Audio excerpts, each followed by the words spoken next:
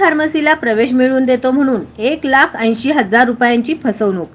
परराज्यात बी फार्मसीला प्रवेश मिळवून देण्याचे आमिष दाखवत शहरातील एका विद्यार्थ्याची 1,80,000ची फसवणूक करण्यात आली.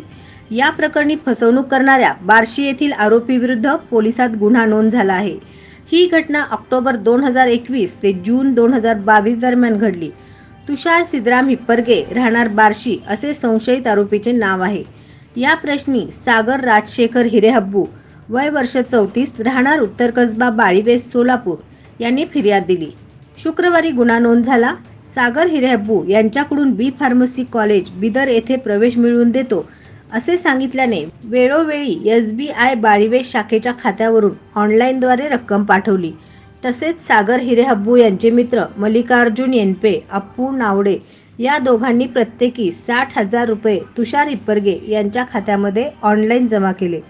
दरम्यान सागरचा मेहुणा संकेत बाभुळगावकर यास गॅप सर्टिफिकेट काढून सोलापूर विद्यापीठ येथे प्रवेश करून देतो म्हणून 10,000 ऑनलाईन घेतले. अशा प्रकारे 1,80,000 रुपयांची फसवणूक केली. SB न्यूज चॅनलला लाईक करा, शेअर करा, सबस्क्राईब करा.